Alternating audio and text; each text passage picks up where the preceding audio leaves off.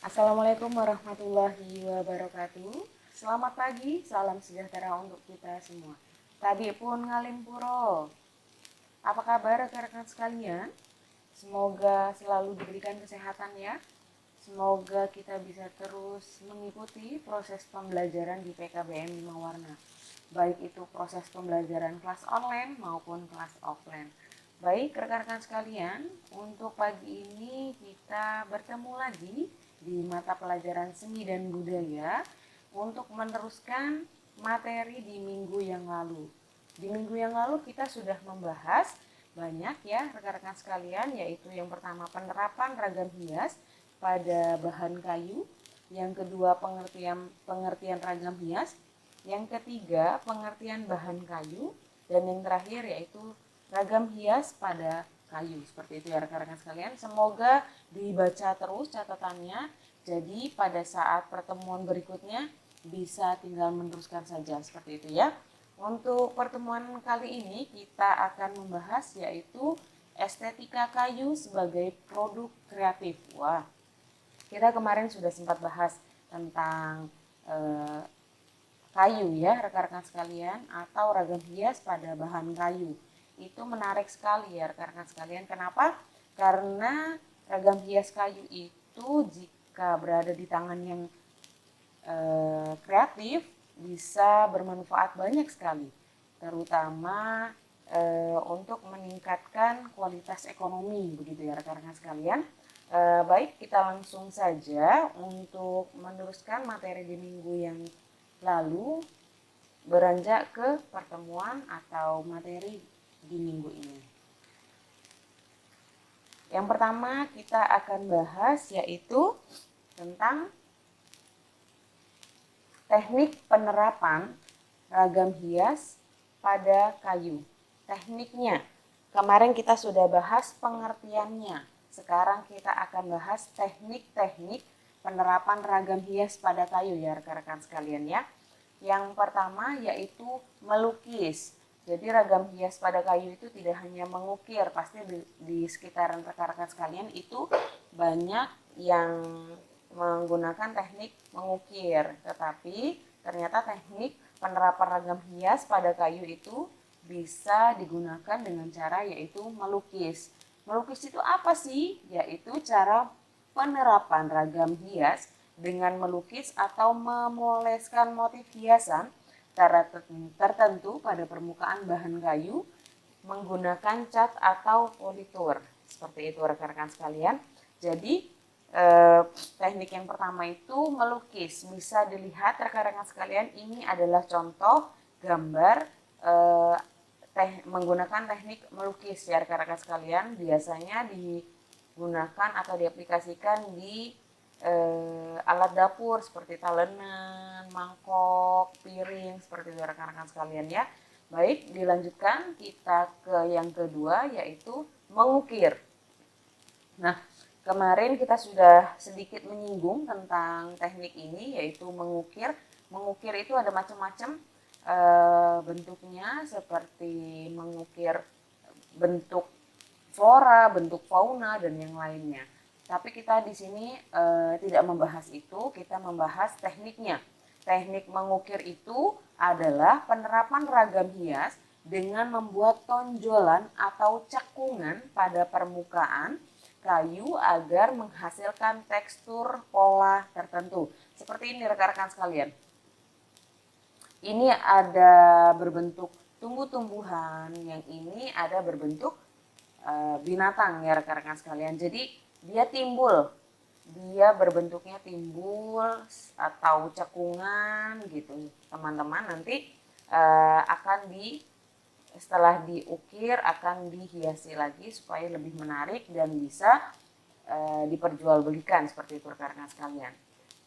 Baik, seterusnya ada teknik menggabungkan antara teknik seni lukis dan ukir. Nah, ini yang keren sekali rekan-rekan sekalian ya, karena menggabungkan dua teknik yaitu melukis dan mengukir. Di sini membuat ragam hias dengan mengukir permukaan kayu, kemudian hasil ukirannya diberikan warna cat lukis agar semakin estetik, seperti itu ya rekan-rekan sekalian. seperti ini, topeng ini. Kalau tidak diberi warna atau tidak dilukis, itu hanya terlihat bentuk topengnya saja, tidak terlihat mana matanya, mana hidungnya, mana topinya, gitu ya.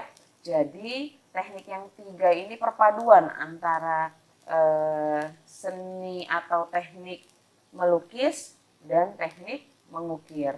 Seperti itu ya rekan-rekan sekalian. Jadi untuk teknik penerapan ragam hias pada kayu itu terbagi menjadi tiga ya rekan-rekan sekalian, yaitu yang pertama melukis, yang kedua teknik mengukir, yang ketiga gabungan antara teknik mengukir dan teknik melukis. Ini contohnya ya rekan-rekan sekalian, bisa dilihat di sini. Akan lebih indah sepertinya di saat menggunakan dua teknik yang digabungkan ya rekan-rekan sekalian, lebih berwarna dan lebih bertekstur seperti itu ya. Kita lanjutkan. Yang berikutnya adalah media. Tadi tekniknya nih, tekniknya ada tiga. Kalau misalkan kita ingin membuat suatu karya dari bahan kayu, itu pasti harus ada medianya, yaitu media berkarya pada bahan kayu. Ada beberapa yang sudah rekan-rekan sekalian pasti sudah tahu kayunya itu apa, bentuk kayunya seperti apa, pasti rekan-rekan sudah tahu karena tidak asing lagi. Seperti yang pertama yaitu kayu jati ini, seperti itu. Ini contoh kayu jati ya, atau medianya untuk berkarya pada kayu menggunakan kayu jati. Kayu yang digunakan untuk media menggambar itu atau melukis atau mengukir sebaiknya memiliki tekstur rata, permukaan rata dan halus. Jadi kita apabila ingin membuat sebuah karya yang berbahan dasar kayu, itu memilih kayu atau limbah kayunya itu yang memiliki teksturnya rata rekan-rekan sekalian. Jadi lebih gampang dibentuk, lebih gampang diukir, lebih gampang dilukis. Seperti itu ya rekan-rekan sekalian. Ini adalah contohnya. Yang pertama kayu jati, seperti itu rekan-rekan sekalian. Baik rekan-rekan sekalian, ini ada contoh kayu limbah dari kayu mahoni ya rekan-rekan sekalian. Jadi untuk membuat sebuah karya yang berbahan dasar kayu itu harus medianya memiliki tekstur yang rata ya rekan-rekan sekalian, permukaannya rata dan halus, jadi tidak mempersulit pekerjanya untuk membuat pola baik itu pola fauna, flora atau yang lainnya, seperti itu ya rekan-rekan sekalian. Yang berikutnya yaitu jenis bahan dan pewarna pada bahan kayu. Nah ini yang paling penting juga rekan-rekan sekalian. Jadi jenis dan bahan pewarna itu ada yang memang sudah jadi, ada yang memang buat sendiri gitu. Yang sudah jadi yaitu yang seperti ada di toko-toko bangunan ya rekan-rekan sekalian. Ini contohnya dan ini pilihan warnanya. Tetapi bisa juga membuat cat atau pewarna itu sendiri, buatan sendiri begitu ya rekan-rekan sekalian. Jadi jenis bahan dan bahan perwarna pada bahan kayu itu ada dua pilihannya, mau beli yang sudah ada atau mau buat sendiri, seperti itu ya rekan-rekan sekalian. Berikutnya yaitu teknik pengecatan atau pewarnaan. Nah, teknik pengecatan atau pewarnaan ini ada dua juga rekan-rekan sekalian. Yang pertama manual menggunakan kuas ya, seperti ini rekan-rekan, menggunakan kuas, atau yang kedua menggunakan semprotan angin seperti ini. Tinggal bagaimana kebutuhannya atau tinggal bagaimana tingkat kesulitannya. Terkadang kan untuk pewarnaan pada kayu harus detail ya rekan-rekan sekalian. Jadi ada yang memang dikerjakan dengan secara manual atau dengan semprot tadi, seperti itu rekan-rekan sekalian ya. Yang berikutnya teknik mengukir atau teknik berkarya pada bahan kayu itu ada beberapa rekan-rekan sekalian yang sudah kita bahas sebelumnya. Yang pertama yaitu teknik mengukir. Teknik mengukir itu adalah membentuk tonjolan dan cekungan berbentuk ragam hias tertentu pada permukaan kayu menggunakan alat pahat ya rekan-rekan sekalian, menggunakan alat-alat pahat gitu. Alat pahatnya banyak juga rekan-rekan sekalian. Ini contohnya alat-alat pahatnya ya rekan-rekan sekalian. Jadi teknik berkarya pada bahan kayu itu ada yang pertama yaitu mengukir. Mengukir yang sering kita lihat di lingkungan sekitar kita yaitu seperti mengukir pada dipan atau tempat tidur rekan-rekan sekalian, terus sofa yang memang menggunakan ragam hias atau berbahan dasar kayu seperti kayu jati dan yang lainnya seperti itu ya rekan-rekan sekalian. Yang berikutnya yaitu teknik menggambar atau melukis. Menggambar atau melukis itu dibuat setelah benda atau barang seni terbentuk. Contohnya, jadi pada saat ingin menggunakan teknik melukis atau menggambar rekan-rekan sekalian itu ditentukan dulu polanya. Seperti ini misalkan ingin membentuk pola binatang, ini burung hantu ya rekan-rekan sekalian, atau ingin membentuk pola bunga. Ini ditentukan dulu polanya baru menggunakan teknik menggambar yaitu dilukis pada gambar yang sudah ditentukan di media kayu tadi. Seperti itu ya rekan-rekan sekalian. Untuk tekniknya apa saja tadi ada 2 teknik mengukir dan melukis ya rekan-rekan sekalian. Baik, itu saja yang dapat Ibu sampaikan.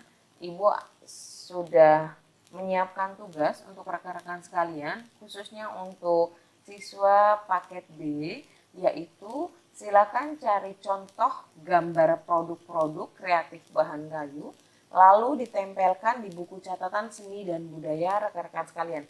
Jadi, silakan cari gambar yang produk-produk kreatifnya berbahan dasar kayu ya rekan-rekan sekalian. Silakan dicari lalu ditempelkan di buku catatan seni dan budaya rekan-rekan sekalian. Di minggu berikutnya atau di pertemuan berikutnya di tatap muka akan dikumpulkan sebagai bahan atau tugas materi untuk ragam hias pada bahan kayu gitu ya rekan-rekan sekalian. Jadi selamat mengerjakan tugas. Semoga apa yang Ibu sampaikan bisa bermanfaat untuk kalian semua, bisa menjadikan rekan-rekan sekalian lebih mengerti dan lebih memahami apa itu ragam kayu, apa itu kreativitas yang berbahan dasar kayu ya rekan-rekan sekalian. Jadi bisa memanfaatkan hal-hal atau memanfaatkan sesuatu yang ada di sekitaran kita. Limbah kayu contohnya dibuat menjadi talenan, dibuat menjadi piring atau mangkok dengan teknik-teknik yang sudah Ibu sampaikan tadi. Seperti itu ya rekan-rekan sekalian. Itu saja yang dapat Ibu sampaikan. Semoga bisa bermanfaat. Maaf apabila ada kesalahan dalam perkataan. Dan Ibu akhiri billahi fisabilillah fastabiqul khairat. Wassalamualaikum warahmatullahi wabarakatuh.